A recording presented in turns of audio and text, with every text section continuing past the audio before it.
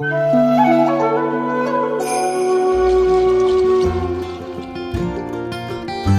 Shoftim, Deuteronomy 16:18-21:09, sets the framework of Israelite society. 5 different types of leaders emerge to ensure justice and holiness.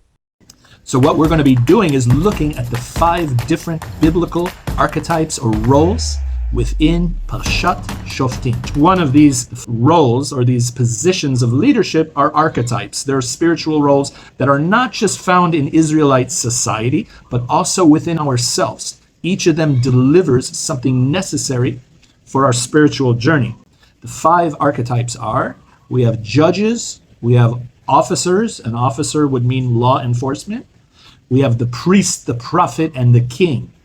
And in each of these roles, there's parameters, there's guidelines, how they operate, what are their strengths, the weaknesses they should avoid, and so on and so forth.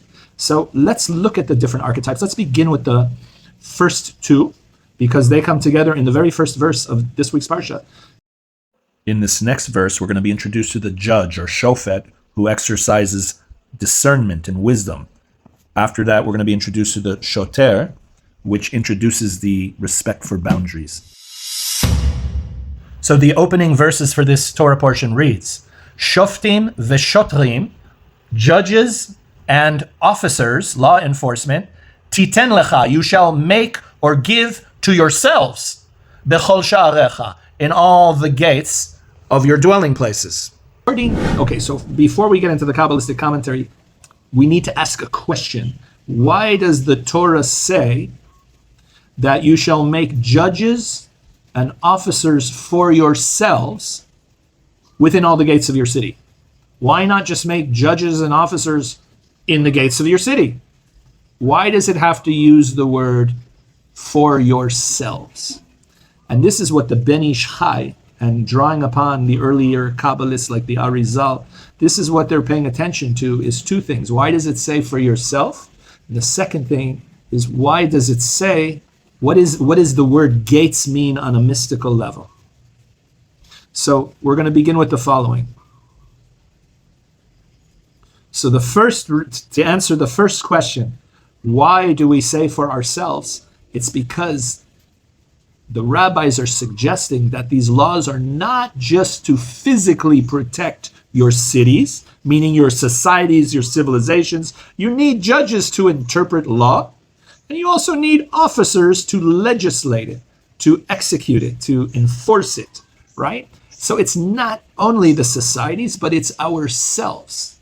When we go through life, we also need the inner shofet, judge, and the inner shoter, law enforcement, to be with us through all the decisions we make in life, or else we get into a lot of trouble. To answer the second question, and that is about the word sha'ar. Sha'ar means gate. And in the Jewish tradition, we always talk about gates. Gates are levels, are dimensions, are transitions. And a gate is where the transition happens. So there's 2 types of gates. We have gates in physical space, and we have gates in time. In physical space, we always want to remember God when we're going through the gates, the transitions from the house to outside of the house. That's why we have a mezuzah, right? So the same thing with space, the same thing with time. When we're going from one dimension of time to the other during that transition time, that is also a gateway. So one of the things that the Kabbalah says that's very, very interesting is the forces of darkness, means the Sitra Achra, the demonic forces, the forces of contrast, evil. Where do they hang out? Where do they like to hang out? And this is what our rabbis warn us to be very, very, very aware and careful of. Is the evil, this is a Kabbalistic principle, that evil loves to hang out in the gateways.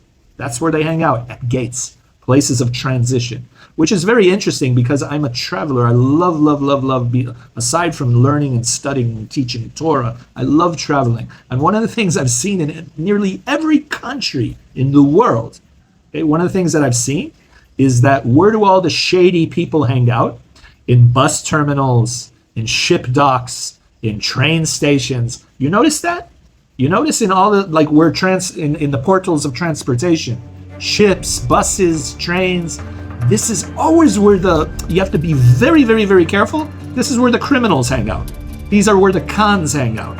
These are if there's someone that's going to try to con you, manipulate you, rob you, God forbid, this is where they always hang out. So the Kabbalists say this is not just in a city, but there's a different kind of gates that they hang out in, and that we have what the Kabbalists call the gates to the body.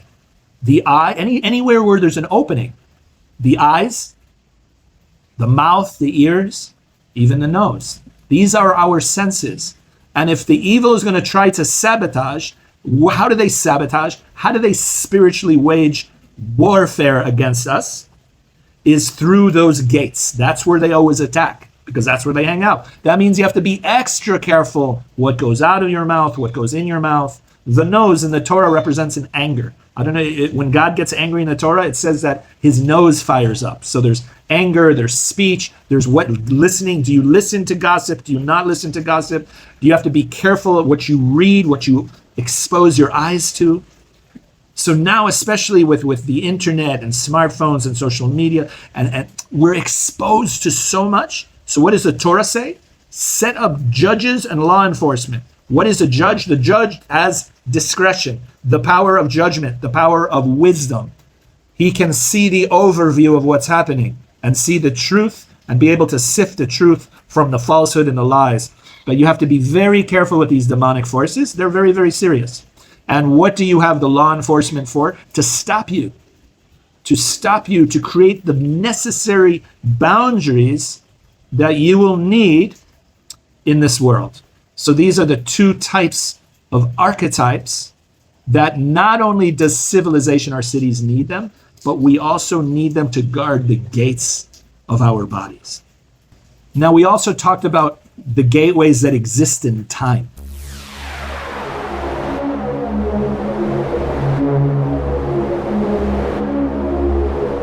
Is that we're transitioning now from one cycle of humanity, one chapter of humanity to another. We're entering, or have already entered, Messianic age. Okay, and so what happens is that the forces of darkness, they hang out at the gates or the cusps between two ages, between two time periods. And this is what you have to be very careful, because you could see it. You could see it. Look, turn on the TV, turn on the computer, turn on the internet. You'll see that all hell is breaking loose. Everyone is at each other's throat. That's not normal. That's the darkness at the gates trying to prevent the transition. So now we understand the necessity of these first two biblical archetypes. Third biblical archetype, priest.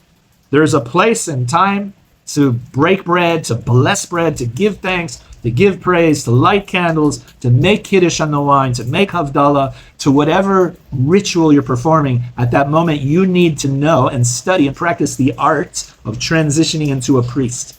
Okay? So at that moment, you are a priest. At the moment that you're reciting blessings or prayers, at that moment, you're no different than a priest serving in the temples of Jerusalem.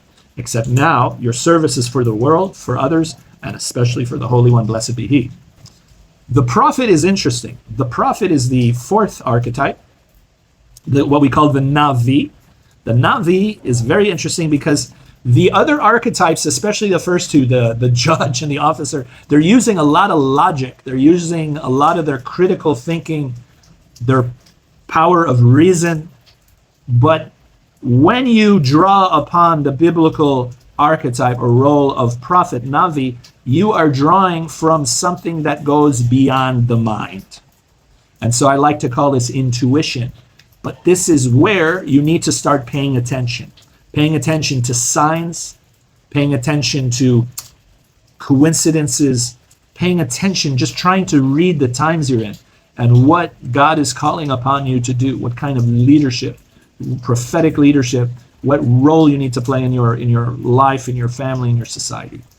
And oftentimes the prophet has that access through silence, through meditation, through journaling, through dreams, through reoccurring numbers through the timing, especially the timing of when people come in your life, the timing of when you get certain kinds of information. This is the higher one, the Holy One, who is hidden in the world, concealed in the world, but very actively involved in the world, is speaking to the prophet through sign language, of course, through symbols. And finally, we have the Melech.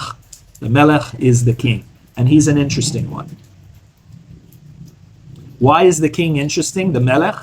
Because, first of all, it's an option for Israel to have a king. This is the one thing that isn't, in this Parsha Shoftim, it's not a requirement to have a king. It comes from the people. The people themselves feel the need to have a king. And so God says, if you're going to have a human king with such power, there has to be boundaries. There has to be guidelines.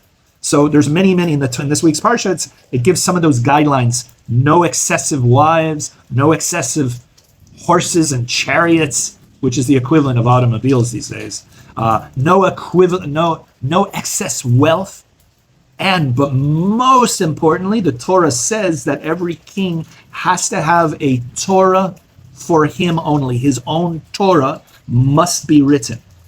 This is a Torah, and the Torah means either the scroll of Deuteronomy or the mitzvah itself that we're talking about now, the commandment that the king is not the highest in the society. He obeys and abides by the Torah, biblical law, must. So, but the interesting part is that the king must have his own scroll. He must have his own Torah. He's not allowed to borrow it from someone else.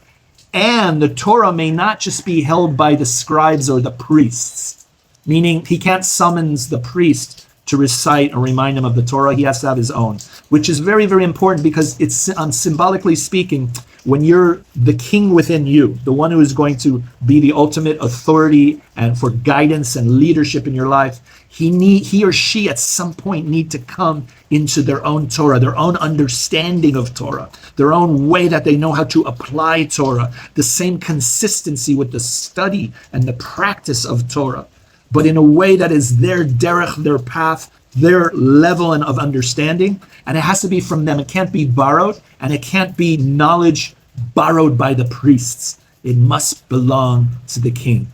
So with all these biblical archetypes, we have judge, which is shofet, officer, which is shoter, we have kohen, which is priest, navi, which is prophet, and we have melech, which is king. Which archetype most resembles you? That's the big question.